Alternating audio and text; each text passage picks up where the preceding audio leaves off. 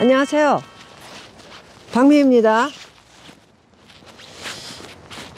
오늘 상당히 바람도 많이 불고요. 그리고 눈도 오고 있어요. 앞쪽에는 바다고 보시는 것과 같이 이렇게 공터로 만들어져 있는 빈 곳에 와서 오늘 제주에 이런 곳이 상당히 많아서요. 한번 좀 찍어서 올리고, 그리고 또 저도 이게 제가 본 것만 지금 굉장히 오래됐어요. 오래돼 있는 재벌 회사의 땅이기도 합니다. 정말 요즘 앞으로 이제 너무 힘들어져 있는 상태에서 상당히 오랜 기간 이런 모습을 볼 것 같습니다. 제주도에서. 아쉽다라는 말씀 드리면서 오늘도 어떤 기사들 내용 나와 있는지 한번 보도록 하겠습니다. 13억 2천 취소가 되고요. 7억 5천에 팔려나갔다. 서울은 쪽방도 금값이었는데 이제는 끝났다. 이런 내용인데 한번 보도록 하겠습니다. 지난해 11월 들어 서울 아파트값마저 다시 하락 전환한 가운데 특히나 초소형 아파트값부터 빠르게 빠진 것으로 나타났습니다.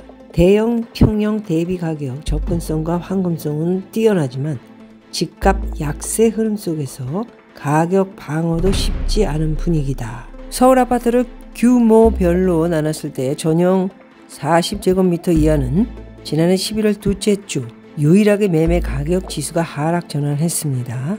이후에 올해 1월 마지막 주 1월 29일 기준입니다. 총 12주간 하락 혹은 보합만 거듭하며 매매 가격 지수가 상승 전환하지 못했습니다. 서울 곳곳에서도요.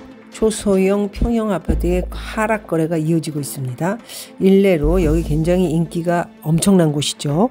강남구 개포동 대단지 DH 퍼스티어 아이파크 전용 34제곱미터는 작년 12월에 13억 2,700만원 14층이 거래됐는데요. 해당 거래는 취소가 됐습니다. 취소됐습니다. 12월에 13억 2,700만원 14층이 취소됐고요. 지난달 29일, 그러니까 1월이죠. 1월 29일 날 13억 2,700만원 했던 건 취소가 됐고, 오히려 높은 층 17층이 이게 웬일이죠? 7억 4,881만원에 팔려나갔습니다. 작년 8월에 최고 기록이 8억 2천만원 10층입니다. 1억 원 가까이 가격이 내린 상태고요. 해당 평형은 지난해 총 6건만 거래됐는데 이 중 4건이 직거래였다고 합니다. 거래 자체가 뜸한 가운데 가격을 낮춘 직거래 위주로 팔린 것이다, 이렇게 볼 수 있습니다. 계속 인기 있는 지역 송파구 잠실동 대단지 리센츠 전용 27제곱미터 상당히 조그만 사이즈죠. 하락 거래가 이어지고 있습니다. 지난해 초 8억대의 거래가 이어지다가 9월 11억 4천만원 27층입니다. 실거래 가격이 올랐습니다. 그러다가 올해 들어선 10억대 선이 다시 무너지면서 지난달 1월입니다. 1월 22일에 8억 9,500만원에 9층이 팔려나갔습니다. 노원구 대표 재건축 추진단지인 상계동 상계주공 5단지 전용 31제곱미터도 지난해에는 작년입니다. 5억 4,500만원에 팔려나갔지만 지난달 1월에는 4억 4천만원 1억이 푹 떨어졌습니다. 아무래도 액수가 적은 아파트들이 1억이 떨어진 건 상당히 여러분들 한 번 정도 고민해 봐야 되는 것입니다. 왜 이렇게 많이 떨어지는 것인가 라기보다는 많이 떨어질 것인가, 어디까지 떨어질 것인가, 이런 것을 좀 보셔야 된다, 이렇게 말씀드리고요. 이런 분위기에 분양시장에서도 초소형 타입의 흥행에 대한 의견이 갈리고 있습니다.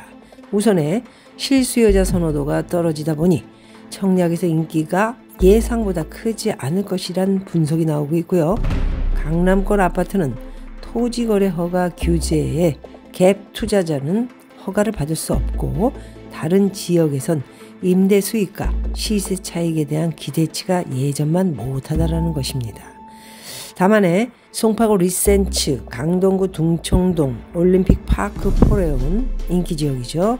사례를 보면 초기 계약에서 초소형 평형의 계약률이 낮아도 결국 입지, 신축 메리트가 있다면 분양은 무난히 완료될 것이다. 뭐 이렇게 관측이 나오고 있다고 하는데요. 글쎄요. 또 이것 또한 공부를 좀 많이 하셔야 될 것 같습니다. 집값이 계속해서 연속으로 떨어지고 있는 가운데 빨간 딱지, 떡지. 화곡동은 지금 멀쩡한 집들이 경매로 넘어가고 있다는 내용입니다.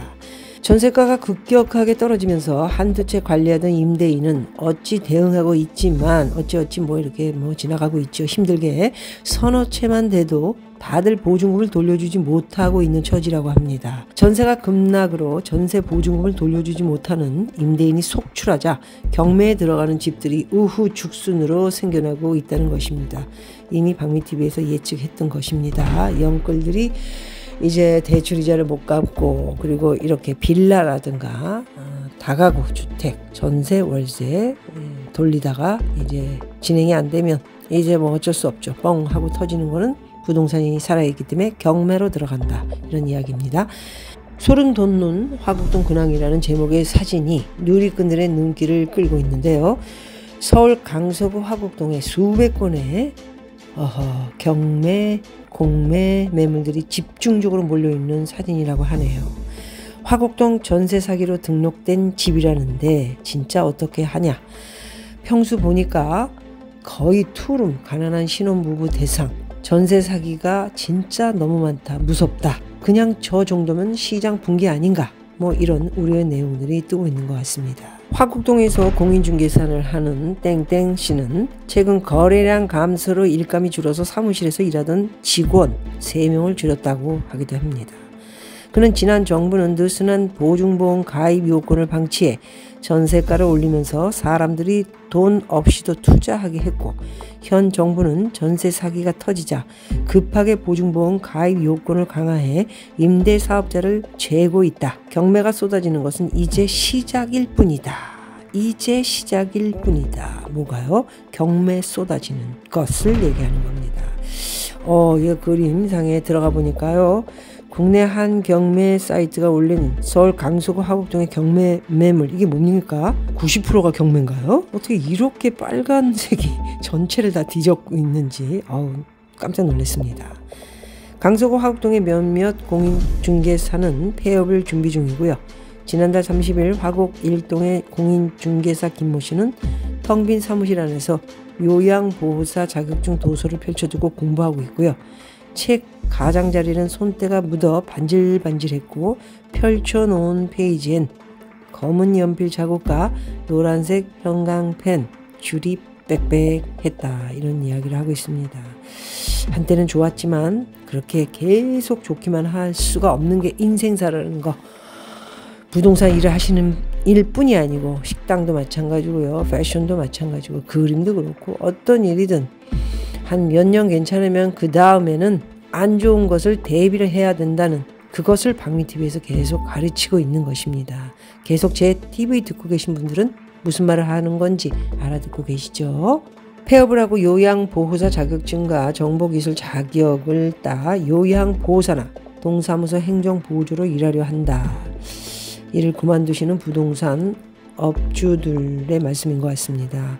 전세 사기 이후에 화곡동은 거래량도 떨어지고 공인중개사들이 거래도 하지 않아 딴 일을 알아본 지 오래됐다. 이 사건이 일어난 지가 꽤 됐죠. 그는 지난주엔 정보기술 자격 시험에서 떨어졌다. 열심히 살아온 것밖에 없는데 노후가 이렇게까지 될 줄 몰랐다. 전세 사기 주택과 무자본 갭 투자로 인한 깡통 전세 주택 대부분은요 경공매로 이어지고 있습니다. 경매 알림이 경공매 매물 지도엔 서울 강서구 매물 696건 중 다수가 화곡동 빌라와 다세대 주택이라고 하네요. 경공매 데이터 기업 지지옥션은 지난해 화곡동에서만 서울 빌라 경매의 35.8%가 나왔다고 합니다. 어마어마하네요. 그 외 화곡동은 집이 나가지 않아서요. 수수료를 많이 주겠다고 이렇게 집을 진 사람들이 찾아오는 사람들이 많은데 이상한 매물 때문에 또 사고가 날까봐 아예 쳐다보지도 않고 있다고 합니다. 전세 사기에 전세금을 돌려주는 주인들. 빌라들도 뭐 거의 매매가 이제 뭐 정지됐죠. 화곡동은. 네, 오래됐습니다. 그런 지가. 그 외에도 이 화곡동이 굉장히 난리가 났는데요. 어떻게 처리가 될지 여러모로 걱정스럽기도 합니다. 대단합니다. 어쨌든 경공매가 서울 전체의 35.8%가 화곡동 빌라 다세대 주택에 집중돼 있다는 내용 여러분들 보내드렸습니다. 오늘은 여기까지 하도록 하겠습니다. 고맙습니다. 억새풀이 굉장히 많이 있기는 한데 곳곳이 좀 사이가 많이 비어 있습니다. 이렇게 제주도가 그 빈터들이 되게 많이 있고요. 또 만들어져 있는 집들도 다 폐허가 된 그런 곳들이 아쉽게 되게 많이 있습니다. 아쉽습니다. 이런 상태가 지금 한 3년 전부터 굉장히 많아졌고요. 뭐 너무 난개발이 많았다. 이렇게 생각하는 이 원주민, 제주 원주민들도 많으셨지만 결과적인 거는 너무 이렇게 뭔가가 만들어지려 하다가 안 되고 있는 모습을 제주분들이 보시면서 어떤 생각을 가지시는지 모르겠습니다.